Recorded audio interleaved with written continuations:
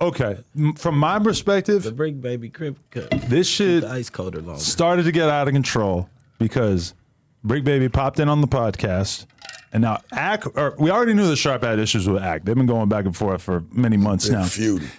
Bricc baby shows up on the news. I watched the news the other day, and I see you walk in, and as you're getting settled in, everything, they're having the conversation about some of these accusations that his girl, who. Did AD say this too? You got to switch up the girl situation? Yeah, AD brought it up. He basically said that she ain't worth all of this controversy that she keep causing, bro. I mean, I'll say... I think he on the song with that one. I haven't seen everything that she has put out on the internet or whatever, but at least some of it that I've seen, I was just like, bro, Ack, what the fuck is going on? This is not good. This girl seems like a fucking lunatic. But either way, she put out some accusations about him. I think like the two that stood out to me the most were... that she said that he was fucking with a trans person, but she didn't have any kind of like evidence or whatever. She just posted the DM, right? DM. Which, hey, I've been there before. I messaged a trans person and then had to fucking be like, God damn it, delete the DM or whatever afterwards because that's not something I'm trying to actually do. I've been there before.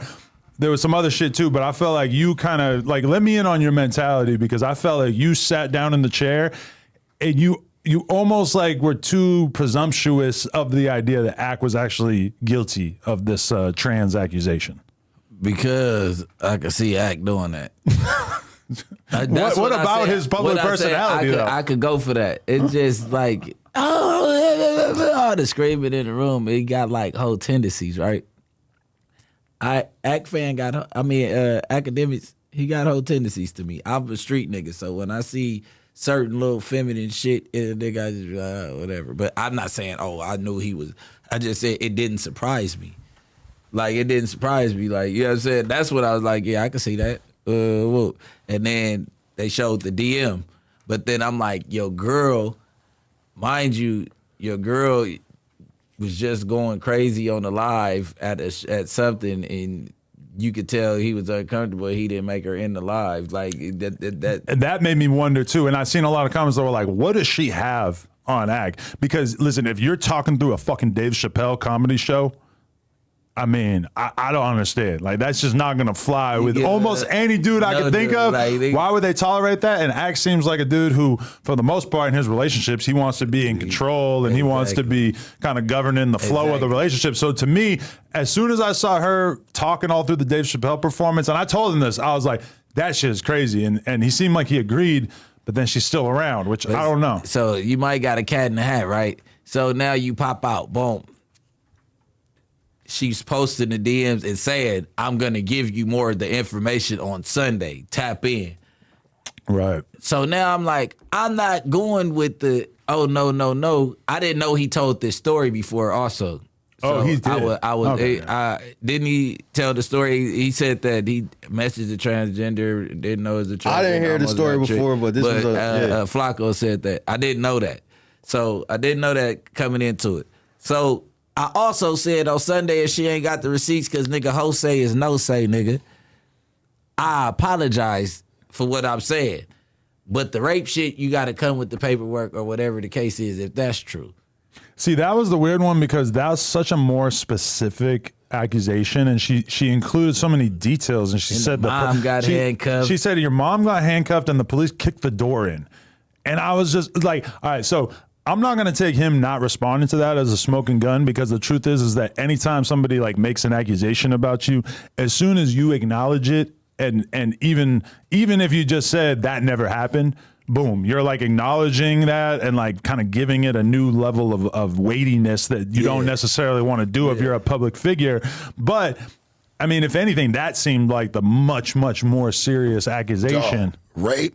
You got to speak up on that. Yeah. I get a lot of other stuff. You're right. Like, once you entertain it, the cat's out the bag. Whether it's true or not doesn't really matter. People are going to run with that narrative. But this ain't a narrative I would allow to run, bro. Like, I'd have to say something. It's that high at that magnitude. You know what I'm saying? Like, rape, my nigga, like, hold on. That could fuck up everything for you, homie. And to be real with you, even though I think he a little baby back bitch, I don't want to see the nigga fucked up and not eating. Because I said, as another black man, bro, I don't wish that on niggas. You know what I'm saying? I don't care who it is. Also in the archive, though, Adam, On Rolling 60s, you insulted you insulted a Rolling 60. Let me not do it like that. You insulted one of my homeboys and said you wanted to fight him, and you know that nigga only weigh about $140. You know what I'm saying? Talk about Lil Baby, man. That's my little homie, man. You get what I'm saying? Nigga, it don't matter if we ain't been, yeah, so, but it still sticks. Like, oh, nigga, you a box. And I replied to him, like, you act, I replied there, like, since you want to box a nigga inside, nigga, I beat your ass. That's my little homie. So, nigga, I'm a squabbler. You get what I'm saying? Straight up.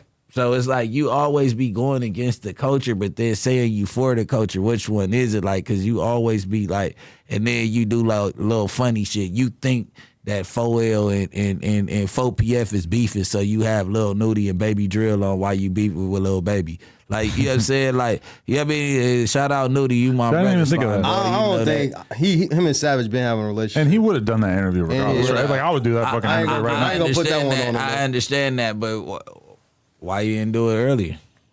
I mean, Baby Drill just getting hot. I'm talking about Nudie, though.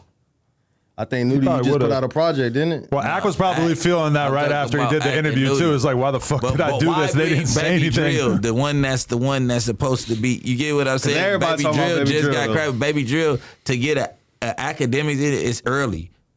He's hard. Yeah. He's hard, but that's early. He ain't what nigga you seen up there that early.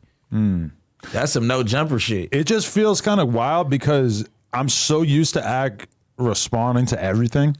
Yeah. So when anything comes up that he doesn't respond to or doesn't like immediately, like I'm not the most dedicated chat, but it feels like the chat dudes feel that they expect him to basically be treating them like they're the board of the business and stuff. So like I have questions too. I don't know if he acknowledged it, but like I noticed he's putting all the podcasts right on YouTube now. So I'm wondering what happened with Spotify, because I know Spotify let go of a shitload of podcasters. So it wouldn't even necessarily be like a L from his perspective, because I'm pretty sure they're cleaning out like 80% of the fucking Spotify originals and shit. But it's also kind of strange. It's like, did they clear you out? No, because I was never on it. I was just like, we post our shit on Spotify. Yeah. Oh, but you're not on it. We're not it's like not an exclusive deal. I was saying the same thing with Ak too, though, because like recently I seen he had the 1090 Jake interview on there, and like another interview, and the Vlad one he just put on there. It's all usually just exclusive to Spotify, but now he on YouTube with it. But what I heard is that Spotify's telling everybody you can still post the shit on Spotify, and we will give you a percentage of the ads that you do on the podcast and everything. But that's like basically more like a regular ass deal that anybody would get on a podcast. But I'm just surprised that he's not like having that conversation publicly with the audience, because even if it is an L, like, I don't know, like even with the live show with him like switching venues and it not being that many tickets sold or whatever, I don't know. Doesn't it kind of feel like maybe there's like not as much transparency as you're kind of used to? The shit wasn't popping, bro. I mean, listen, we did a New York show and I think it was like 600 people or some shit. So I'm just like very confused about why his show in Jersey, right over the bridge, that just seems like, I don't know. And also, didn't he like immediately sell out the Charleston White joint? Did he say that? When him and Charleston point? White was together, like before China Mac and them got into it, I think it was sold out. Like that, all the tickets was gone. Hey, they bombed for him. That's why I was actually surprised to see that the first venue didn't sell out. I mean, he said it was because of security reasons. Go ahead. He said it was because of security reasons, and then he switched the venue and shit. Yeah, but that ain't a cancellation. That's what I was thinking. That ain't a cancellation, because everybody still expected this party day that took off. It's the same day, and it's a change of venue. That's like this place not letting us have the party it's over here. Still, I think the first venue they had was bigger than the second venue that was a smaller venue. Let's look at the facts here, right? What does Akademiks fan base consist of? Anywhere from 16 to 20-year-olds. It don't really go past that. You know what I'm saying? Half them kids can't even be outside past 12. So, nigga, I can already see the show kind of not doing as well as he probably expected. Us, we got people all the way. Now, man, niggas' mamas are coming and say, man, my mama watch you all the time, man. What? Like, nigga, everybody. Grandma like, Betty. Everybody watch this show. Bro, I'm telling you, it's crazy.